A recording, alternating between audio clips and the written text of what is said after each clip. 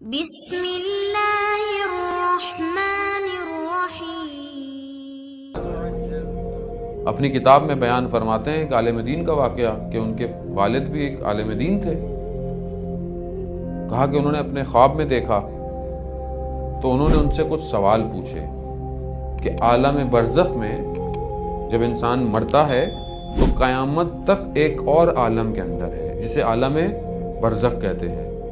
روحیں اس وقت تک ہیں جب تک لوگ دوبارہ کھڑے نہیں کیے جائیں گے قیامت و حشر کے میدان۔ تو فرمایا کہ عالم برزخ میں بابا عذاب کیسا ہے، وہاں عذاب کی کس طرح کیفیت ہے؟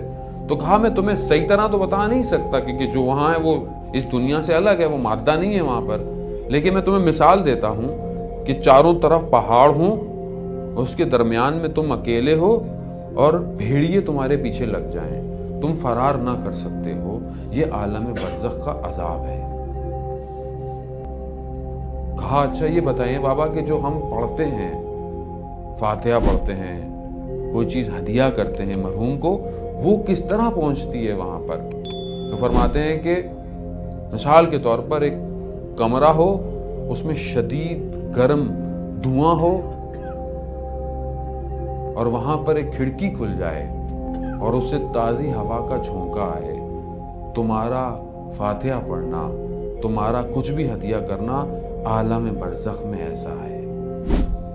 تو ایک صلوات اپنے سارے مومنین اور مرحومین کے لیے پڑھتے ہیں، اللہم صلی علی محمد وآل محمد، کہ کم از کم ہماری اس مجلس سے ایک دریچہ ان کی قبروں میں کھل جائے۔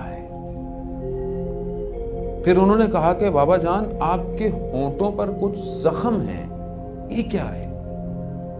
کہا بیٹا میں آپ کی والدہ کو کچھ غلط الفاظ استعمال کرتا تھا کہ جو ان کو ناگوار گزرتے تھے، یہ اس کا عالم برزخ میں عذاب ہے۔